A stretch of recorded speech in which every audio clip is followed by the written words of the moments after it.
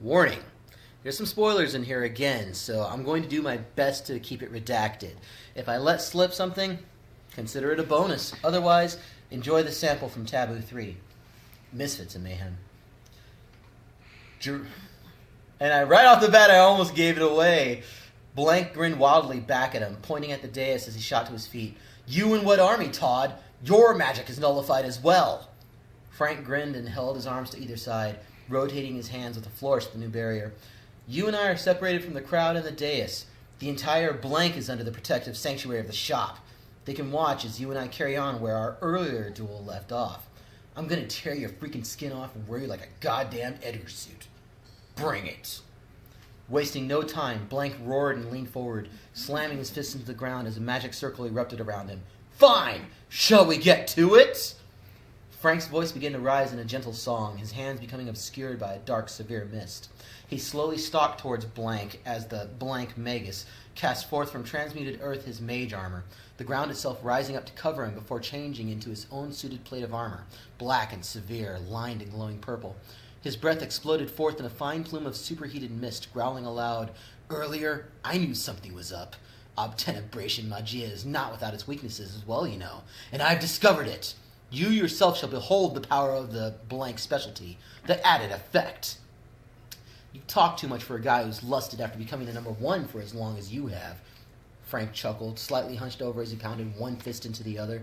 As he advanced on the transforming Blank, his mage sight noted absolutely no real difference in the mage armor, figuring his previous speech to be bluff. It was stronger, so the solid magical energy suggested, but otherwise it was his usual boring form. Number one?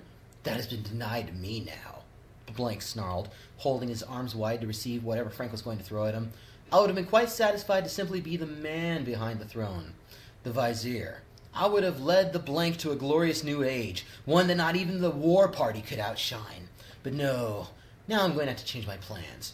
I didn't mean that, numbnuts, Frank grinned, his intense gaze wild behind the shades. You can't surpass the shop with such underhanded, shady tactics. You should have come at us directly instead of attempting it through assassins and a shadowy war that the Order suspected. That's no way to become the number one killer in Neo-Los Angeles, man. Jerome grunted. I suppose you're right. Fine then. Show me what it takes. My pleasure! Frank roared, covering the distance between the two with a blinding swiftness that caught Blank off guard. Leaping high into the air, Frank spun around once and immediately launched himself into a series of spinning backheel kicks, wanting to test the physical limits of the mage armor. Or so he had thought he was going to do as he flew backwards, landing roughly before rolling to his feet.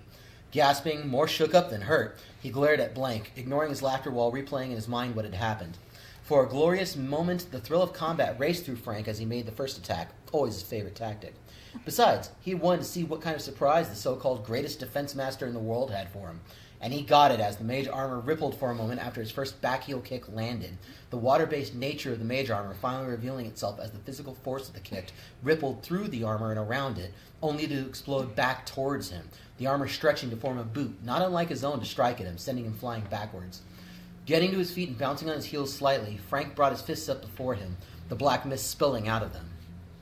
Vulcan's laughter died, and he sized up Frank once again, his frown noticeable even through the plate armor helm. Since you cannot come to me, I will come to you, Frank. I am going to break you. Whatever, Drago. Frank smiled wildly as he rushed forward, again leaping to the air. Again? Your tricks won't! Jerome's eyes widened as his mind fought to catch up with the obscene series of attacks he had just been subjected to. Between 1 second and the other, Frank had disappeared from sight, somehow stopping his own momentum in midair and crossing the distance between them in a blindingly fast run that caught him off guard. Then Frank fought with himself.